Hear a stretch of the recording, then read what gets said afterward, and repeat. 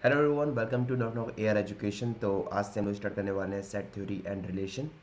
And जिसने भी last lecture नहीं देखा है जाके सबसे पहले लास्ट लेक्चर देखिए। उसमें बताया हम लोगों ने कि इस लेक्चर सीरीज़ में हम लोग कौन कौन से टॉपिक्स को कवर करने वाले हैं। So let's start with some basic set theory and start with the definition of set. Okay, सबसे पहले सेट होता क्या है। बेसिकली अगर हम देखें तो सेट जो होता है अपने पास एक कलेक्शन होता है। कलेक्शन किस चीज़ का? एक वेल डिफाइंड कलेक्शन। अब वेल डिफाइंड कलेक्शन किस चीज़ का? सम ऑब्जेक्ट्स का, ठीक है, सम एलिमेंट्स का, या सम थिंग्स का। लाइक अपने पास कुछ कलेक्शन है जो कि मैंने डिफाइन कर दिया। जैसे कि मैंने आपसे बोला है, कुछ एक सिंपल सा एग्जांपल दूं मैं आपको कि मैंने आपसे बोला कि आपको आपके पास एक बॉक्स है। उस बॉक्स में बहुत सारी बॉल्स पड़ी हुई हैं, ठीक है, डिफरेंट कलर्स की। ठीक है, तो मैंने क्या बोला आपसे, आपके पास एक बॉक्स है, उसमें आपके पास डिफरेंट कलर्स की बॉल पड़ी हुई हैं। लाइक कुछ बॉल वाइट पड़ी हुई हैं, कुछ बॉल्स आपके पास ऑरेंज पड़ी हुई हैं इस टाइप में। कुछ बॉल आपके पास देखा जाए तो ब्लू कलर में पड़ी हुई हैं इस टाइप में, या कुछ बॉल आपके पास पड़ी हुई हैं ग्रीन कलर में, ठीक है।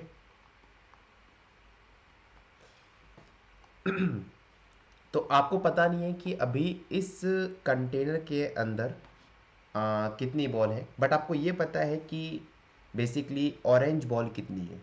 एक पड़ी है, दो पड़ी है, तीन पड़ी है, चार पड़ी है, बाकी की मुझे इन्फॉर्मेशन नहीं है, ठीक है। तो अगर मैं आपसे बोलता हूँ कि आपको एक सेट बनाना है जिस सेट में सिर्फ और सिर्फ मुझे ऑरेंज बॉल कलेक्ट करनी है, ठीक है। अब एक चीज़ देखो ध्यान से, मैंने सिर्फ ऑरेंज बॉल्स पे ही मैंने क्यों बात बोली, क्योंकि आपको सिर्फ इन्फॉर्मेशन ऑरेंज बॉल के ऊपर ही है। मतलब आपको ये पता है कि उस बॉक्स के अंदर अपने पास चार ऑरेंज बॉल रहने वाली है, ठीक है। तो आप इजीली वो चार ऑरेंज बॉल को फाइंड कर सकते हो और उनको आप इस सेट में यहाँ पर उठा के रख सकते हो, ठीक है। तो बेसिकली आपने करा क्या, आपने एक सेट अलग से डिफाइन कर दिया जो कि एक वेल डिफाइंड है, जिसमें आपको पता है कि आपके पास नंबर ऑफ ऑरेंजेस बॉल जो है इस वाले बॉक्स में वो 4 हैं। तो आप उनको ईजिली कैरी करके आप उनको इस सेट में रख सकते हो, ठीक है। क्लियर है अभी आपको? अब अगर हम सेकेंड एग्जांपल लें, सेकेंड एग्जांपल में क्या होगा, अगर मैं आपसे कलेक्शन ऑफ ग्रीन बॉल्स, भाई आपको ये तो पता है ना ग्रीन बॉल दिखती कैसी हैं।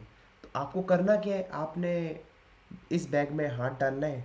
अगर वो ग्रीन बॉल है तो आपको उठा के यहाँ पे रख देना है इस सेट में, ठीक है। फिर आपने डाला, फिर आपके पास मिल गया। बट आपको ये पता नहीं है कि इस केस में कितनी बॉल्स होने वाली हैं, ठीक है।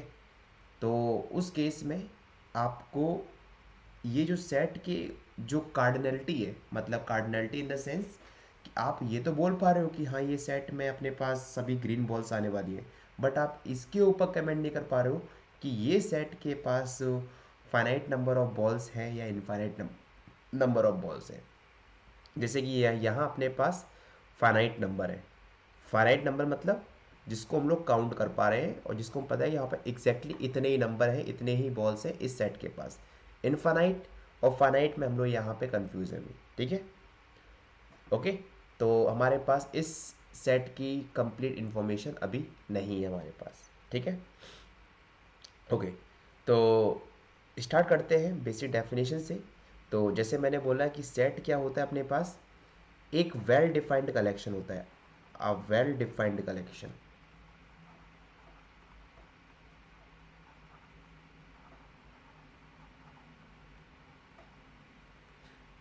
किसका? ऑब्जेक्ट्स का। तो उसको हम लोग क्या बोलते हैं? सेट बोलते हैं। Is called set. और सेट को अगर आपको कभी भी डिनोट करना है तो हमेशा हम लोग कैपिटल लेटर से डिनोट करेंगे। तो सेट को अगर आपको डिनोट करना है तो हमेशा आप लोग कैपिटल लेटर यूज़ करोगे, like capital A, capital x, capital S and so on. ठीक है, तो ऐसे आप सिंबल्स आप यहाँ पे सेट को डिनोट करने के लिए यूज़ कर सकते हो। ठीक है, अब बात करते हैं कि अगर आपने ए सेट लिखा, इसके अंदर कुछ आपने बोले एलिमेंट्स आ रहे हैं एंड सो ऑन, एफ तक मान लीजिए। ठीक है, तो जो इसके अंदर एलिमेंट्स हैं, मतलब जो ये जो ए है, स्मॉल ए है, जो स्मॉल लेटर्स से अपने पास यहाँ पे वेरिएबल्स आ रहे हैं, उनको हम लोग क्या बोलते हैं, एलिमेंट्स।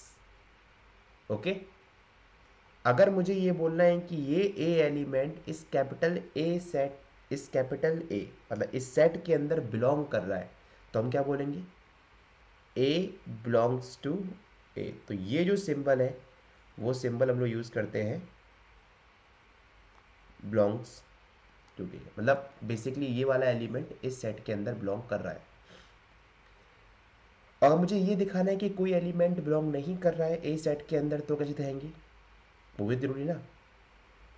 तो मैंने क्या बोला यहाँ पर कि जो आई एलिमेंट है वो बिलोंग नहीं कर रहा है ए के अंदर, A B C D E F.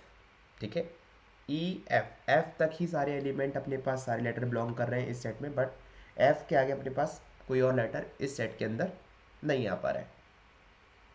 Okay, तो ये कुछ बेसिक चीज़ें हो गई अपने पास, कि कुछ नोटेशंस हो गए अपने पास कि कैसे हम लोग देखेंगे कि कौन सा एलिमेंट कब बिलोंग कर रहा है, कब नहीं कर रहा है, या हम लोग इनको क्या पढ़ेंगे। ठीक है, और अब देखते हैं कि कुछ एग्जांपल्स कि बेसिकली हम लोग के पास किस तरीके से हम लोग सेट को डिफाइन कर सकते हैं। ज़्यादा मैं डीपली में नहीं पढ़ा रहा हूँ, मतलब सेट थ्योरी के ऊपर कि हाँ roster form and set builder form, वो सब चीज़ें हम लोग कवर करेंगे, बट कवर करेंगे हम लोग जब हम लोग फंक्शन ऑफ वन वेरिएबल पढ़ेंगे वहाँ पर। अभी हम लोग इस कोर्स में सिर्फ उतना ही सेट थ्योरी कवर करेंगे जितना अपने को ज़रूरत है। ठीक है, जितना अपने को ज़रूरत है इस कोर्स के लिए।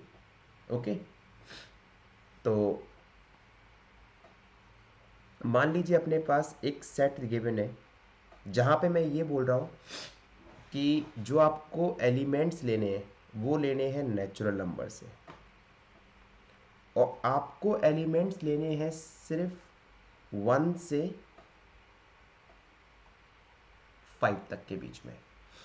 अब देखो उधर, अगर मैं ध्यान से देखूं तो मेरे पास जो रियल नंबर लाइन होती है वो ये होती है, और मुझे ड्रॉ करनी है रियल नंबर लाइन 1 से 5 तक के बीच में। तो ये 1 हो गया, 2, 3, 4, 5। ओके, देखो अब इस सेट ने क्या बोला है, इस सेट ने हमसे ये बोला है कि जो आपको एलिमेंट्स, जो आपके पास इस सेट में एलिमेंट्स आने वाले हैं वो आपके सभी के सभी नेचुरल नंबर सेट से बिलोंग करने चाहिए। तो अपने पास नेचुरल नंबर सेट क्या होता है, वो कुछ ये होता है 1, 2, 3, 4 एंड सो ऑन। ठीक है, अब उसने एक कंडीशन और रख दी। सबसे पहले तो हमें यहाँ से एलिमेंट उठा के इस सेट में डालने, उसने एक कंडीशन और दी कि वो जो एलिमेंट्स होने चाहिए ना वो 1 से 5 के बीच में होने चाहिए। मतलब इसने ये बोल दिया कि 1 से 5 के बीच में होने चाहिए, 1 और 5 को इसने इंक्लूड नहीं किया। अब अगर हम ध्यान से देखें तो 1 से 5 के बीच में अपने पास नेचुरल नंबर 2 आ रहा है, 3 आ रहा है एंड 4 आ रहा है। बात सही है ना, 1 से 5 के बीच में। तो अपने पास इस सेट में जो एलिमेंट्स लिखे हुए हैं वो एलिमेंट्स एग्जैक्टली क्या है, 2, 3, 4। Is that clear? होपफुली ये सब क्लियर हो गया होगा। और अगर मैं इसी जगह पर कुछ चेंज करता, मान लीजिए मैं अगर ये बोलता कि मेरे पास ए सेट ये दे रखा है x belongs to n such that 1 is less than x is less than 5, तो इस केस में अपने पास यहाँ पे एलिमेंट आते। तो इस केस में हमने किया, इसने वन को भी इंक्लूड कर लिया है, ठीक है, वन को भी इंक्लूड कर लिया है। तो 1 2 3 एंड 4। Is that clear? तो ये पूरा कुछ बेसिक चीज़ें हैं जो हमें देखना है ध्यान से। हम लोग एक एग्जांपल और देखते हैं अभी। मान लीजिए आपके पास एक सेट ए दे रखा है, जहाँ पे मैं ये बोल रहा हूँ कि जो नंबर्स आपके आ रहे हैं वो आ रहे हैं इंटीजर नंबर से, और हमें कंडीशन क्या दे रखी है कि हमें सिर्फ वही नंबर लेने हैं जो 2 से डिवाइड हो पा रहे हैं, ठीक है, 2 divides x. Is it clear? So basically हमें करना क्या है कि हमें वो सभी इंटीजर्स पिक करने हैं जो 2 से डिवाइड होते हैं। तो अगर हम वो सभी इंटीजर्स, अब पहले देखते हैं इंटीजर नंबर सेट क्या होता है। इंटीजर जो सेट होता है अपने पास वो होता है 0 +-1 +-2 +-3 एंड सो, ठीक है। तो ये अपने पास सेट होता है इंटीजर सेट होता है इंटीजर नंबर्स का। तो अगर मैं यहाँ से ए सेट को डिज़ाइन करूँ जो कंडीशन दे रखी है, तो देखो हमेशा अपने पास सेट का एक फॉर्मेट रहता है कि आपको किस टाइप के नंबर चाहिए, आप उसको लिखिए हमेशा लेफ्ट हैंड साइड में, और क्या कंडीशन लगानी है मुझे उन नंबर्स पे, उसको लिखिए आप राइट हैंड साइड में। तो अपने पास किस टाइप के नंबर यहाँ पर है, इंटीजर टाइप के नंबर हमें लेने हैं, और कंडीशन क्या लगी है अपने पास, कंडीशन लगी है ये, ठीक है। तो यहाँ पे क्या है, टाइप्स ऑफ नंबर, और यहाँ पे क्या है अपने पास, कंडीशन। तो बेसिकली वो नंबर जो आ रहे हैं वो किस कंडीशन को सेटिस्फाई करके अपने पास उस सेट में पहुँच रहे हैं। तो अगर मैं यहाँ पे देखूँ तो भैया देखो 2 डिवाइड करता है 0 को भी, 2 डिवाइड करता है 2 को भी एंड -2 को भी, सिमिलरली +-4 एंड सो ऑन। बात सही है, सिंपल सी बात होगी ना, एकदम इजी हो गया। कुल मिलाकर अगर हम देखा जाए तो यहाँ पे ये जो सेट लिखा है वो अपने पास यही तो लिखा हुआ है, set of all even integers, yes और नो। इसको हम लोग 2z से भी तो हम लोग डिनोट कर सकते हैं ना। बात क्लियर है ना? चलिए एक एग्जांपल और लेते हैं जहाँ पे हमें कुछ अलग कॉन्सेप्ट सीखने को मिलेगा। मैंने ए सेट डिफाइन किया जहाँ पे मैं नंबर्स ले रहा हूँ नेचुरल नंबर से, और कंडीशन अपने पास क्या है कि जो नंबर होने चाहिए वो 1 से 2 के बीच में होने चाहिए। आपको पता है कि ये रियल नंबर लाइन है 1 और 2, मुझे इन दो रियल नंबर्स के बीच में मुझे नेचुरल नंबर पिक करना है। इन दो रियल नंबर्स के बीच में, क्या इनके बीच में कोई भी नेचुरल नंबर एग्जिस्ट करता है क्या? नहीं करता है ही नहीं। इसका मतलब कि ये जो अपने पास कंडीशन दे रखी है वो सेटिस्फाई नहीं हो रही है इस नंबर के लिए। इसका मतलब कि ये सेट अपने पास क्या दे रखा है यहाँ पे इस केस में, एम्प्टी। तो ये जो सिंबल होता है वो होता है अपने पास एम्प्टी सेट के लिए। Is that clear? ठीक है। तो ये कुछ हमने एग्जांपल्स देखे जो कि बेस्ड थे कैसे हम लोग सेट को डिफाइन करते हैं, कैसे हम लोग सेट को समझते हैं कि बेसिकली किस साइड में अपने पास क्या चीज़ लिखी रहती है। Okay, now we will discuss about cardinality of a set. So basically cardinality of a set tells us like how many elements or how many members are present in the set. Okay.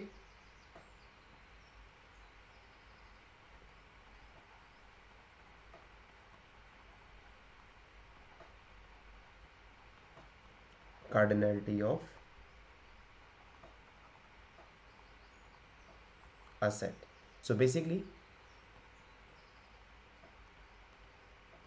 number of elements in a set S। अब आप एक चीज़ देखिए कि मैंने यहाँ पर ये एक वर्ड लिखा है सेट एस।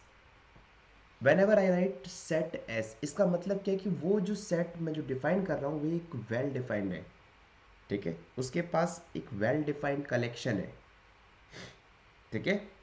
तो बेसिकली मैंने इसीलिए यहाँ पे मैंने सेट एस लिखा है ताकि आपको ये पता हो कि जो आपके पास एस सेट बन रहा है वो एक वेल डिफाइंड कलेक्शन है। ठीक है। सो बेसिकली मैंने क्या बोला यहाँ पर कि सेट एस की कार्डिनलिटी क्या होगी, जितने भी एलिमेंट्स उस सेट में प्रेजेंट होंगे। So number of elements in a set S is called cardinality.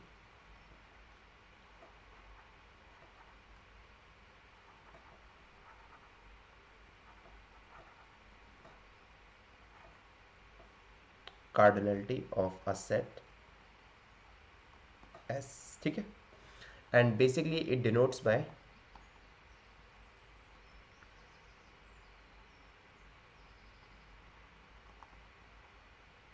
cardinality of A or cardinality of A. Okay, so इसमें मैं काम क्या करना है, बस मैं काउंट करना है कितने नंबर अपने पास या कितने ऑब्जेक्ट अपने पास प्रेजेंट हैं सेट एस के अंदर, या फिर इसको आप ए बोल लीजिए। ओके, तो अगर अपने पास ये सेट गिवन था पहले, x belongs to n such that 1 to 5, तो अगर आपको कार्डिनलिटी निकालनी है तो सबसे पहले आपको इसको इस फॉर्म में लिखना होगा 2 3 4। अब आपको ये बात क्लियर है कि इस सेट में कितने एलिमेंट्स आ रहे हैं, 1 2 3। इसका मतलब क्या है कि इस सेट की जो कार्डिनलिटी है वो अपने पास कितनी होगी, 3। आपके मन में एक क्वेश्चन आया होगा, सर मान लीजिएगा अपने पास सेट एम्प्टी है तो, ओके, एम्प्टी सेट है तो अपने पास क्या होने वाला है, तो इस केस में देखो इस सेट के पास कोई भी एलिमेंट नहीं है और कार्डिनलिटी क्या है, हमेशा एक नंबर रहेगी। तो cardinality of A is 0। Clear. तो जो कार्डिनलिटी ऑफ ए है वो हमेशा ग्रेटर देन और इक्वल टू 0 रहेगी, कभी भी नेगेटिव में नहीं जाएगी। Is it clear. तो ये अपने पास आ गया बेसिक फंडा। Okay, now we will talk about some other sets like equal set क्या होता है, सबसेट क्या होता है, एंड एम्प्टी सेट के बारे में बता दिया मैंने आपको कि एम्प्टी सेट हम लोग उस सेट को बोलते हैं जिस सेट में कोई भी एलिमेंट बिलोंग ना करे, एंड इसको हम डिनोट करते हैं फाई से।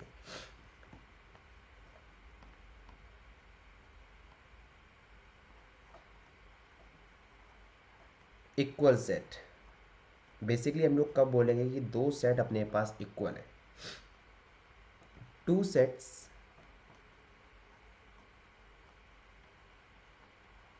A and B are said to be equal if for all x belongs to A and for all y belongs to B implies that x is equal to y। अब देखो इसने क्या बोला, यहाँ पे बहुत अच्छी बात बोली गई है। पहली बात तो सेट में नंबर्स का जो ऑर्डर्स है, मतलब कि 1 2 3 हो, या आप ये लिख दो 3 2 1, या आप ये लिख दो 2 1 3, ये तीनों ही सेट अपने पास इक्वल है, क्योंकि सेट में ऑर्डरिंग मैटर नहीं करती कि आप किस ऑर्डर में क्या लिख रहे हो। ठीक है, मैटर क्या करता है कि उस सेट में एलिमेंट्स कौन कौन से हो रहे हैं। ठीक है, बस मैटर ये करता है। तो इसने क्या बोला कि अपने पास दो सेट तभी इक्वल होंगे जब उन दो सेट्स के जो एलिमेंट्स हैं वो इक्वल हो। अगर मैं अज्यूम करता हूँ कि मेरे पास ए सेट दे रखा है ये, एंड बी सेट दे रखा है ये, तो देखो इस केस में जो ये एलिमेंट्स है, ये वाला एलिमेंट इसके इक्वल हो गया, ये वाला एलिमेंट्स इसके इक्वल हो गया, ये वाला एलिमेंट्स इसके इक्वल हो गया।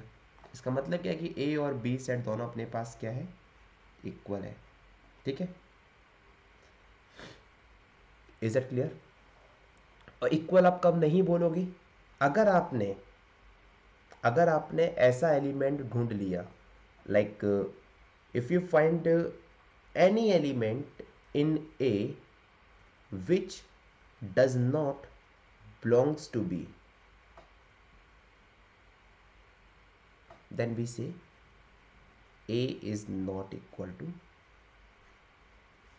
बी। Okay, clear?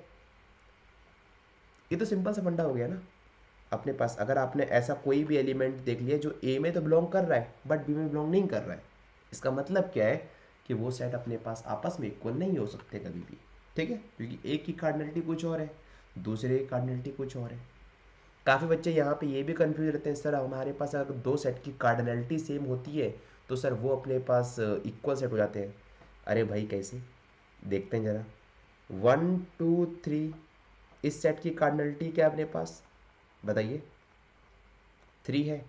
और अगर मैं बी सेट को लिखूं तो बी सेट लिख दिया मैंने 2 3 4। इस सेट की भी कार्डिनलिटी क्या है अपने पास, 3 है। अब देखो दोनों सेट की कार्डिनलिटी सेम है तो इसका मतलब ये नहीं कि ये दो सेट अपने पास इक्वल हो जाए।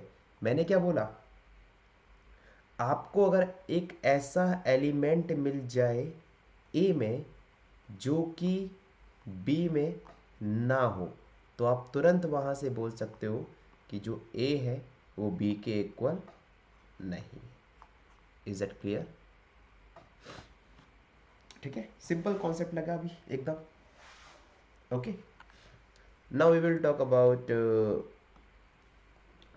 सबसेट्स एंड देन उसके बाद हम लोग बात करेंगे कार्टेशियन प्रोडक्ट ऑफ सेट्स की। तो जैसे मैंने बोला है कि ये एक पूरा बेसिक इंट्रोडक्शन होने वाला है सेट थ्योरी के ऊपर। सो होपफुली हम लोग इस लेक्चर में कवर कर दें पूरा सेट थ्योरी को, एंड देन फिर हम नेक्स्ट लेक्चर से हम देखेंगे रिलेशंस को। ओके तो अब बात करते हैं सबसेट। अब देखो सबसेट से आपको जो वर्ड आपके पास लिखा है सामने सबसेट, इससे क्लियर हो रहा है कि बेसिकली अपने पास जो भी सेट होगा उसका हमने कुछ एक पार्ट निकाल लिया बाहर, और उस पार्ट को हमने एक सेट की फॉर्म में फॉर्म कर दिया, तो वो अपने पास क्या हो गया, सबसेट। जैसा अगर मैं आपको यहाँ पे एक सिंपल सा एग्जांपल दूँ, मान लीजिए आपके पास ये एक चॉकलेट का बॉक्स है, ठीक है, चोको बॉक्स, ठीक है। आपने क्या किया, इसमें से थोड़ी सी चॉकलेट निकाल कर इधर वाले बॉक्स में रख दी, ये वाले बॉक्स में। अब अल्टीमेट अगर देखा जाए, ये जो येलो बॉक्स बना है वो इस वाइट बॉक्स का सबसेट ही तो है। भाई आपने ये जो एलिमेंट्स पिक किए या ये जो आपने चॉकलेट पिक किए वो आपने ली तो इसी बॉक्स से है ना। तो अल्टीमेट क्या हो गया, ये अपने पास ये जो येलो बॉक्स है वो अपने पास इस सेट क्या हो गया, सबसेट हो गया। मतलब अगर मैं इसको इस जगह पे रख देता हूँ तो अपने पास दोबारा से वाइट बॉक्स कंप्लीट हो जाएगा। ठीक है, तो सबसेट बेसिकली क्या होता है आप इसको समझते हैं by definition. A set A is said to be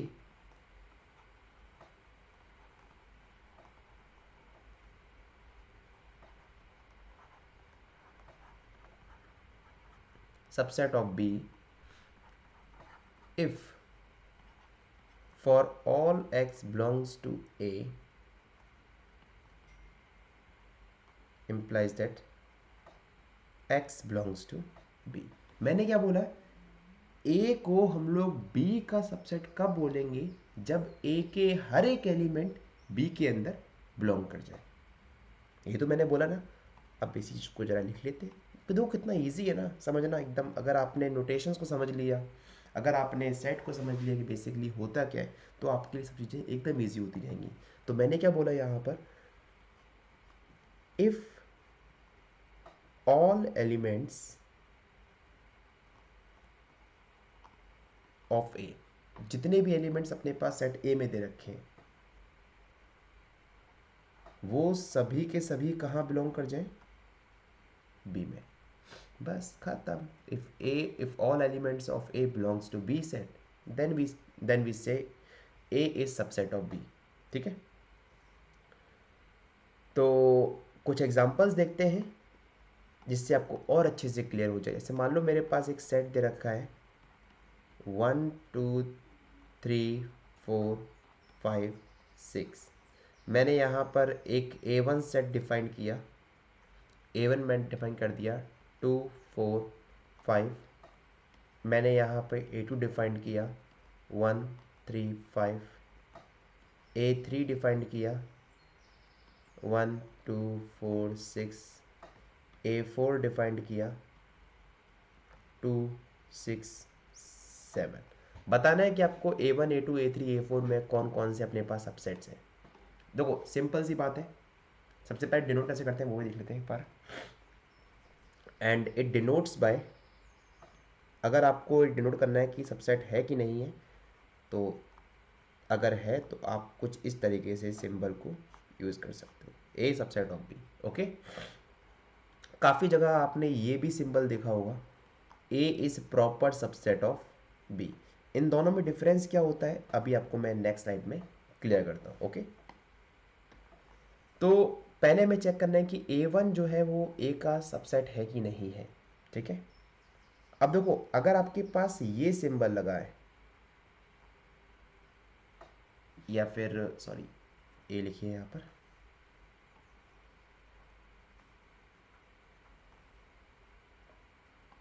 A1 is subset of ए। देखो इस केस में आपको ये नहीं पता है कि ये प्रॉपर सबसेट है या नहीं। ठीक है, इसका मतलब क्या है कि A1 बेसिकली सबसेट है ए का। और अगर मैं ये सब सिंबल यूज कर रहा हूं, A1 is a proper subset of A. Proper subset का मतलब ही ये होता है कि अपने पास एटलीस्ट एक ऐसा एलिमेंट मेरे पास एग्जिस्ट करता है सेट ए के पास, जो कि बिलोंग नहीं करता है A1 में। समझ में आ रहा है? इसका मतलब ये हो गया। अब एक चीज देखो ध्यान से, क्या यहाँ पर A1 ए का प्रॉपर सबसेट है? आंसर क्या होगा? यस सर है। कैसे बताया आपने? कि सर देखिए ध्यान से यहाँ पर कि जो 1 एलिमेंट है वो A1 में नहीं आ रहा है, 3 एलिमेंट नहीं आ रहा है, और 6 एलिमेंट नहीं आ रहा है। ठीक है, अब आपके ऊपर है कि आपको इसको इस तरीके से लिखना है या फिर आपको इसको इस तरीके से लिखना है। ठीक है, बट कभी भी अगर आपको प्रॉपर सबसेट डिनोट करना है तो सबसे पहले आप ये कंडीशन को चेक कीजिए कि इस सेट का, जिस भी सेट का आप सबसेट चेक कर रहे हो, उस सेट का एटलीस्ट एक एलिमेंट ऐसा होना चाहिए जो कि अगले सेट में नहीं होना चाहिए। सेम तरीके से A2 भी अपने पास सबसेट है, प्रॉपर सबसेट है ए का, क्योंकि 1 3 5 अपने पास यहाँ पे तीनों एलिमेंट है। सेम तरीके से A3 भी अपने पास प्रॉपर सबसेट है ए का, 1 2 4 5 1 2 4 6 अपने पास नंबर है। बट क्या A4 सबसेट है ए का? अब देखो सबसेट की डेफिनेशन क्या होती है कि अपने पास कोई सेट दूसरे सेट का सबसेट कब होगा? जब अपने पास हर एक एलिमेंट उस सेट से बिलोंग करे। क्या ये 7 एलिमेंट ए सेट से बिलोंग कर रहा है क्या? नहीं कर रहा है। इसका मतलब क्या है कि जो A4 सेट है वो अपने पास सबसेट नहीं है ए सेट का। खत्म। क्लियर हो गया? तो हम लोग कब बोलेंगे कि सबसेट नहीं होगा, वो भी देख लेते हैं कि A is not a subset of B, there exist at least one element of A. There exists at least one element of A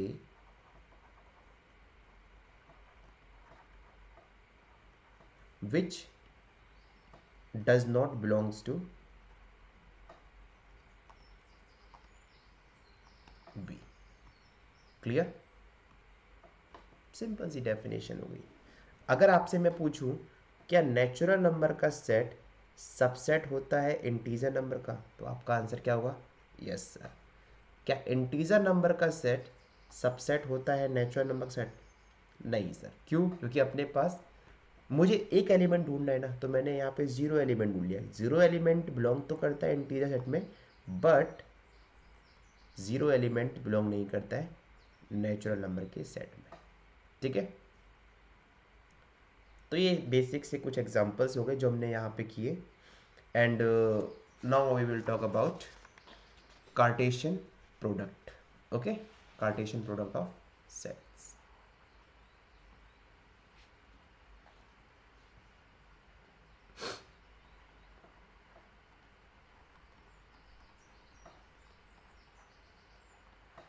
Cartesian product of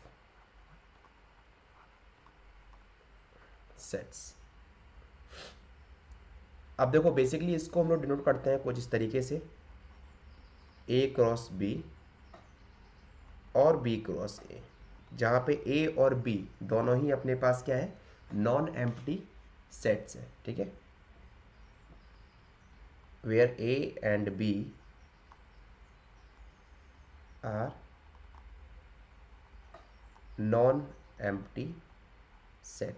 मतलब ए और बी के पास एटलीस्ट एक एलिमेंट तो होना ही चाहिए. अगर मेरे पास इन दोनों में से कोई भी सेट एम्प्टी हो गया तो उस केस में हम लोग कार्टेशियन प्रोडक्ट डिफाइन नहीं कर सकते.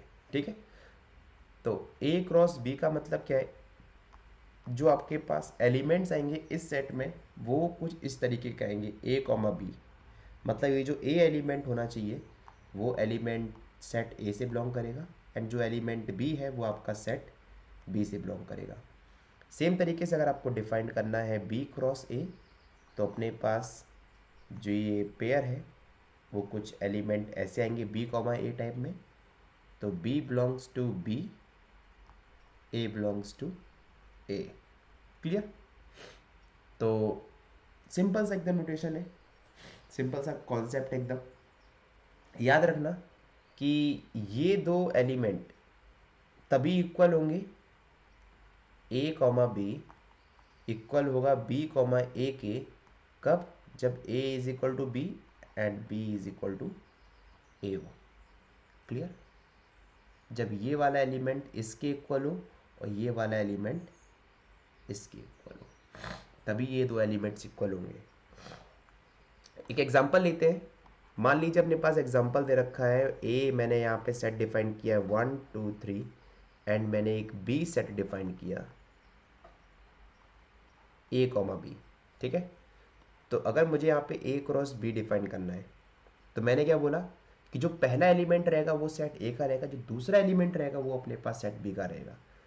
तो 1 कॉमा ए, तो मैंने पहले यहाँ पे ये 1 को मैंने फिक्स किया, इस 1 को मैंने पहले ऑपरेट किया ए के साथ एंड देन बी के साथ. सेम तरीके से 2 एलिमेंट लिया, 2 कॉमा ए 2 कॉमा बी, फिर मैंने 3 एलिमेंट लिया, 3 comma A and 3 comma B. Clear? अगर मुझे बी क्रॉस ए डिफाइन करना है तो उस केस में क्या होगा, अब मेरे पास जो पहला एलिमेंट रहेगा वो अपने पास क्या रहेगा, बी सेट का रहेगा, एंड देन फिर मैं इसको ऑपरेट करूंगा इन तीनों एलिमेंट के साथ में. So A comma 1, A comma 2, A comma 3, same same for B, B comma 1, B comma 2, B comma 3. Clear? अब एक चीज देखिए ध्यान से, इन दोनों सेट की कार्डिनलिटी तो सेम है, 1 2 3 4 5 6, 6 एलिमेंट है सेट के पास, 1 2 3 4 5 6. बट ये दोनों सेट अपने पास इक्वल नहीं, क्योंकि यहां पर 1 comma A is not equal to A comma 1. Okay, ये इक्वल कब हो सकते हैं, जब बताया मैंने, जब अपने पास ए की वैल्यू क्या हो जाए 1, ये दो एलिमेंट इक्वल हो जाएंगी, and same for other elements. ठीक है, मतलब यहाँ भी अपने पास 1 2 3 एलिमेंट्स होने चाहिए. क्लियर? Okay okay. सो अभी हमने यहाँ पे एक कार्डिनलिटी कॉन्सेप्ट सीखा. अगर आप लोग एक चीज़ देख पा रहे हो कि set of cardinality of set A is 3, cardinality of set B is 2, then cardinality of A cross B will be 3 multiply 2 will be 6. तो यहाँ पे 6 एलिमेंट्स हैं, तो यहाँ पे एक नोट पॉइंट करके डाल लीजिए कि अगर कार्डिनलिटी सेट ए की m होती है and cardinality of set B की n होती है, तो उस केस में cardinality of A cross B is equal to m into n is equal to, and same for this is for cardinality of B cross A. तो इस case में हमारे पास कार्डिनलिटी सेम रहेंगी, अगर अपने पास दो फाइनाइट सेट की का कार्टेशियन प्रोडक्ट निकाल रहे हो तो। ठीक है, ओके। तो ये हमने बात की आज सेट थ्योरी के ऊपर। देन नेक्स्ट लेक्चर हम लोग बात करेंगे रिलेशंस के ऊपर। तो आज के लेक्चर हम लोग यहीं तक रखते हैं, एंड नेक्स्ट लेक्चर में हम लोग देखेंगे रिलेशंस से स्टार्ट करेंगे। तो अगर आपको कोई भी डाउट है तो आप हमसे कमेंट बॉक्स के थ्रू पूछ सकते हो। एंड मोस्ट इम्पॉर्टेंट थिंग जो बता रखा है कि अगर आपने अभी तक चैनल को शेयर नहीं किया है, शेयर कीजिए। एंड अगर हो सकता है, जितना हो सकता है आप लोगों से उतना शेयर कीजिए, क्योंकि ये उन सभी बच्चों के लिए बहुत ही ज़्यादा हेल्पफुल होने वाला है जो बच्चे फीस अफोर्ड नहीं कर सकते हैं। क्लियर? तो मिलते हैं फिर हम लोग नेक्स्ट लेक्चर में। Till then take care, bye bye and see you on next lecture. Bye bye.